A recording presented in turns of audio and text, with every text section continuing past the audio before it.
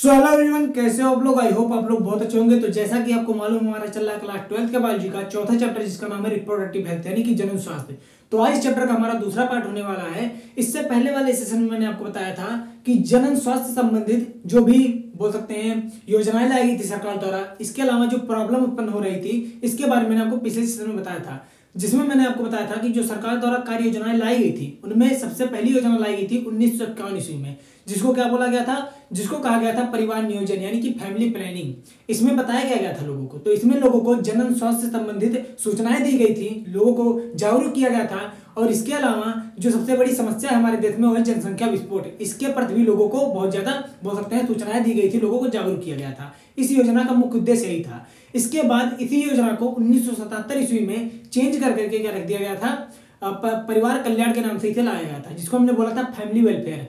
अभी जो परिवार कल्याण है इसी को और बड़े स्तर पर इसका नाम भी चेंज कर दिया गया था 1977 ईस्वी में ही, जिसको हमने बोला था जनन एवं बाल स्वास्थ्य सेवा कार्यक्रम यानी कि reproductive and child health care programme, जिसको हमने शॉर्टकट में आरपीएच बोला था। तो 1977 ईस्वी में इसको लागू किया गया था और इनका उद्देश्य सिंपल सा था कि लोगों को जनन स्वास्थ्य से संबंधित जानकारियां दी जाए और लोगों को जनसंख्या विस्फोट से संबंधित जानकारियों पर लोगों को बोल सकते हैं सूचित किया जाए, लोगों को जागरूक किया जाए। इसका मुख्य उद्देश्य यही था। तो आज के सेशन में हम लोग देखने वाले हैं कि जो जनसंख्या विस्फोट हो रहा था उस पर नियंत्रण लगाया कैसे जाए। तो इनमें कुछ विधियों का उपयोग किया जाता है, कुछ तरीकों का उपयोग किया जाता है जिसके द्वारा जनसंख्या पर नियंत्रण लगाया जा सकता है। अब वो कौन सी विधियां हैं, तो उन विधियों के बारे में हम पढ़ते हैं एक नए टॉपिक में, जिसको बोलते हैं क्या, जन्म नियंत्रण विधियां यानी कि बर्थ कंट्रोल मेथड के बारे में। तो आज इसी के टॉपिक पर हम लोग बात करने वाले हैं। तो आप लोग इस सेशन के लास्ट तक बने रहिएगा, जिससे कि आपको हर एक बात अच्छी तरीके से समझ में आ जाए। तो चलिए शुरुआत करते हैं आज के इस सेशन की।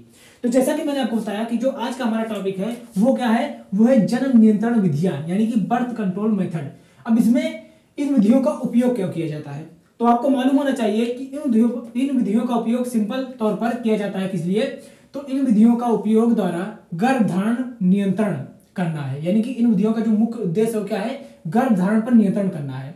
क्यों, क्योंकि गर्भधारण पर जब नियंत्रण होगा तो इससे जो संततियों की संख्या है उसको भी सीमित किया जा सकता है। यानी कि गर्भधारण पर अगर हम नियंत्रण कर देंगे तो जो जनसंख्या बढ़ रही है उन पर भी नियंत्रण आसानी से लगाया जा सकता है इनके द्वारा। अब इन विधियों में दो तरीके के मेथड को अपनाया जाता है। पहला क्या होता है, तो पहला होता है अस्थायी विधि, जिसको हम बोलते हैं टेम्परेरी मेथड, यानी कि इसके द्वारा जो दंपत्ति होती है वो अपने बोल सकते हैं संतान की उत्पत्ति नहीं करना चाहती है तो उतने समय के लिए वो इन विधियों का उपयोग कर सकती है, यानी कि ये एक निश्चित समय के लिए ही होती हैं। इसके बाद अगर वो नए संतान की उत्पत्ति फिर से करना चाहती हैं तो इन विधियों को बंद करके फिर से नए संतान की उत्पत्ति कर सकते हैं। तो अस्थायी में क्या होता है कि यह किसी निश्चित समय के लिए ही होता है। इसके बाद आता है एक विधि और जिसको हम बोलते हैं अस्थायी यानी कि परमानेंट मेथड। इसमें क्या होता है, जो दंपत्ति होती है वो हमेशा के लिए ही संतान की उत्पत्ति नहीं कर पाती है अगर उन विधियों को वो अपनाएगी। तो वो विधियां किस तरीके से होती हैं, जब वो टॉपिक आएगा तब मैं वहां पर आपको बताऊंगा। तो फिलहाल आज के सेशन में आपको बताया जाएगा इसके बारे में, अस्थायी विधियों के बारे में। और जो अस्थायी विधियां होती है इनमें भी कई तरीके की विधियां शामिल की गई हैं। कौन कौन सी होती हैं तो आप यहाँ पर देखेंगे। तो जो सबसे पहली अस्थायी विधि है उसे हम बोलते हैं क्या, प्राकृतिक विधि, या जिसे बोला जाता है क्या, नेचुरल मेथड। अब ये जो नेचुरल मेथड या प्राकृतिक विधि होती है ये भी खुद ब खुद 3 प्रकार की होती है, यानी कि इसमें कुल 3 तरीके आते हैं। अब इन तीनों तरीकों के बारे में हम लोग अभी डिटेल से आगे पढ़ेंगे। इसके बाद आता है आपका रोध, या जिसे हम बोलते हैं रोधक, यहाँ पर रोधक रहेगा, ठीक है, रोध या रोधक। अब रोधक को इंग्लिश में बोला जाता है बैरियर मेथड। अभी जो बैरियर मेथड होता है तो कहीं ना कहीं आपको मालूम होना चाहिए कि ये अवरोध उत्पन्न करेगा किसके किसके बीच, अंडाणु और शुक्राणु, यानी कि जो ओवम और स्पर्म है उनके मिलने से उनके बीच में क्या करेगा, अवरोध उत्पन्न करेगा, उन्हें मिलने नहीं देगा। तो कहीं ना कहीं इसमें बैरियर मेथड बोलते हैं इसको। इसके बाद आता है रासायनिक विधि, क्या बोलते हैं इसे, रासायनिक विधि। रासायनिक विधि को बोला जाता है केमिकल मेथड, यानी कि इसमें कुछ रसायनों का यूज किया जाएगा जो शुक्राणु को मार देंगी, यानी कि स्पर्म का वो किल कर देंगी। तो इन विधियों में बोलते हैं रासायनिक विधि। इसके बाद आएगा अंतःगर्भाशय युक्तियां, जिसको बोलते हैं आईयूडी। आईयूडी का मतलब होता है इंट्रा यूटेराइन डिवाइसेस, यानी कि कुछ ऐसी डिवाइसेस होती हैं जिनको फीमेल के गर्भाशय यानी कि यूट्रस में फिट कर दिया जाता है, जिसकी वजह से अंडाणु और शुक्राणु का मिलन नहीं हो पाता है। इस वजह से निषेचन नहीं हो पाएगा, और निषेचन नहीं होगा तो जाहिर सी बात है महिला में गर्भधारण नहीं होगा।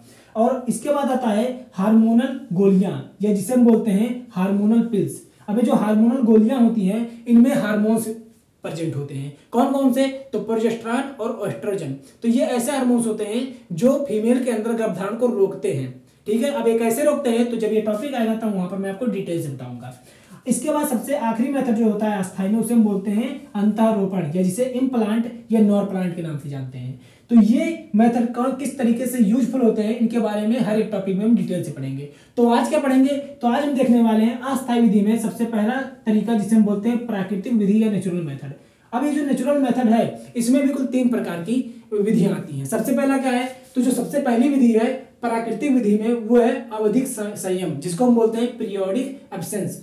अभी जो आवधिक संयम होता है इसमें क्या किया जाता है, तो याद रखिएगा इस प्रक्रिया में मेंस्ट्रुअल साइकिल यानी जिसे मासिक धर्म बोलते हैं हिंदी में, इसके दौरान 8 से 10 से 18 दिनों के बीच दंपत्ति की संभोग अथवा मैथुन जिसे हम कॉपुलेशन बोलते हैं, इससे बचा जाता है। यानी कि इसके कहने का मतलब क्या है, आपको जब मैं ह्यूमन रिप्रोडक्शन चैप्टर पढ़ा रहा था तो वहां पर एक टॉपिक आता है जिसको बोला गया था मेंस्ट्रुअल साइकिल, यानी कि मासिक धर्म, जो कि फीमेल के अंदर पाया जाता है और हर महीने ये नए सिरे से स्टार्ट होता है। कब, जब फीमेल प्यूबर्टी एज में आ जाती है। तो इसमें क्या होता है कि ये कुल 28 दिनों का पीरियड होता है, जिसमें कुल 4 भागों में इस पीरियड को बांटा गया था। सबसे पहला जो समय था वो था क्या 28 दिनों में 1 से 5 दिन का समय, यानी कि 1 से 5 दिन का समय था, जिसको हमने बोला था क्या, जिसको मेंस्ट्रुअल फेज यानी कि यमपी, यानी कि यम्स हो गया मेंस्ट्रुअल और पीस हो गया फेज, यानी कि इसको मेंस्ट्रुअल फेज बोला गया था 1 से 5 दिन के समय का। इसके बाद होता है 5 से 13 दिन का समय। क्या होता है 5 से 13 दिन का समय, इसको बोला गया था फॉलिकुलर फेज, जिसको एफसी या एफपी के नाम से जानते हैं, फॉलिकुलर फेज। इसके बाद आता है 14वां दिन। 14वें दिन में हो रहा था अंडोत्सर्ग। क्या हो रहा था, अंडोत्सर्ग, जिसे ओव्यूलेशन बोलते हैं। तो इसी को बोला गया था क्या, ओव्यूलेटरी फेज, यानी कि अंडोत्सर्ग अवस्था। और इसके बाद 15वें से लेकर के जो 28वें दिन का समय होता है, इस पूरे समय को बोला गया था क्या, आपका फॉलिकुलर फेज। क्या बोला गया था, फॉलिकुलर नहीं, इसको बोलते हैं क्या, ल्यूटियल फेज। क्या बोलते हैं, ल्यूटियल फेज। तो ये कुल 4 अवस्थाएं थी मेंस्ट्रुअल साइकिल में, जो कि फीमेल के अंदर पाई जा रही थी।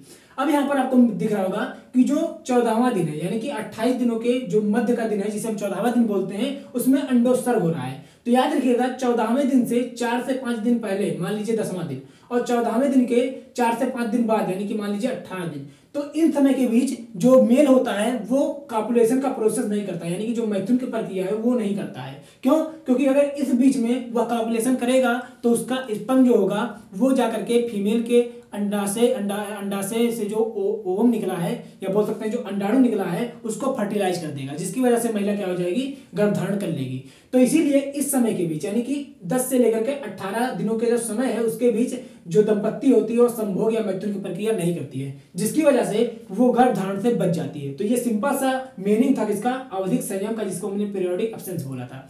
यानी कि आवधिक माने होता है समय और संयम माने होता है नियंत्रण रखना, यानी कि इस समय के बीच जो दंपत्ति होती है एक दूसरे पर नियंत्रण रखती है, जिसकी वजह से अंडोत्सर्ग बोल सकते हैं निषेचन नहीं हो पाता है स्पर्म और ओवम के बीच, जिसकी वजह से ये गर्भधारण से बच जाती है। तो ये सिंपल सा मतलब था। इसके बाद आता है प्राकृतिक विधि में दूसरी विधि, जिसको हम बोलते हैं क्या, बाह्य स्खलन, या जिसको बोला जाता है विथड्रॉल मेथड, या इसी को कॉइटस इंटरप्टस बोलते हैं।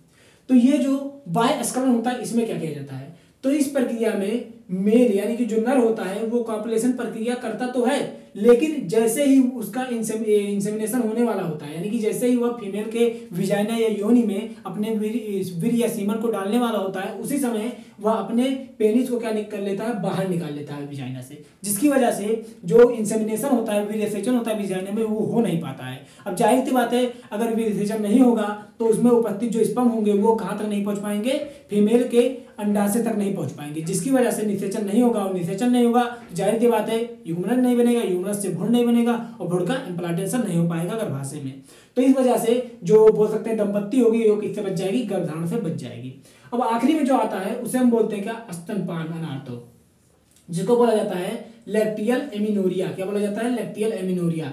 अभी जो लैक्टियल एमिनोरिया होता है इसमें क्या किया जाता है, तो आप देखेंगे इस प्रक्रिया में जब माँ अपने बच्चे को जन्म दे देती है, यानी कि प्रसव के दौरान जब बच्चे का जन्म हो जाता है माँ के गर्भ से, तो बच्चे के जन्म के 4 से 6 महीने तक माँ क्या करती है, बच्चे को दूध पिलाती है। बच्चे को क्या करती है, माँ दूध पिलाती है। तो 4 से 6 महीने तक क्या होता है, किसी भी तरीके का हार्मोन का स्राव नहीं होता है, यानी कि जो हार्मोन निकल रहे थे, चाहे वह एलएच हो गया चाहे एफएसएच हो गया, तो ये हार्मोन निकलते नहीं है, जिसकी वजह से क्या होगा, अंडोत्सर्ग भी नहीं होता है। अंडोत्सर्ग बोलते हो, ओव्यूलेशन भी नहीं होता है। अब ओव्यूलेशन नहीं होगा तो जाहिर सी बात है इस 4 से 6 महीने के बीच किसी भी तरीके का अंड का निर्माण नहीं होगा, यानी कि अंडाणु फैलोपियन ट्यूब में नहीं आएगा। तो इस दौरान क्या होता है, मेल कॉपुलेशन का प्रोसेस कर सकता है, क्यों? क्योंकि अंडाणु का निर्माण होगा ही नहीं तो जाहिर सी बात है निषेचन भी नहीं हो पाएगा, और निषेचन नहीं होगा तो युग्मन नहीं बनेगा, युग्मन नहीं बनेगा तो भ्रूण नहीं बनेगा, और भ्रूण नहीं बनेगा तो उसका इम्प्लांटेशन नहीं होगा, जिसकी वजह से जो दंपत्ति होगी वो फिर से किससे बच जाएगी? गर्भधारण से बच जाएगी। तो ये थे आपके 3 तरीके जो कि प्राकृतिक विधि में आते हैं। तो आई होप आपको ये 3 विधियां आसानी से समझ में आ गई होंगी। तो अब हम नेक्स्ट सेशन में इससे आगे के विधियों के बारे में पढ़ेंगे, जैसे आपका हो गया रोधक, रासायनिक, अंतःगर्भाशय युक्तियां, हार्मोनल, इन सभी के बारे में हम लोग आने वाले सेशन के अंदर पढ़ेंगे। तो आपको ये सारी चीजें अच्छी तरीके से याद कर लेनी है, क्योंकि यहाँ से क्वेश्चन आपके एग्जाम में पूछ लिया जाता है। तो अगर आपको आज का सेशन अच्छा लगा हो तो सेशन को लाइक कीजिएगा, चैनल पर नहीं तो चैनल को सब्सक्राइब जरूर कीजिएगा। तो फिर मिलेंगे एक नए सेशन में इसी चैप्टर के एक नए टॉपिक को लेकर के। तब तक के लिए आप सभी को टाटा, बाय बाय, जय हिंद।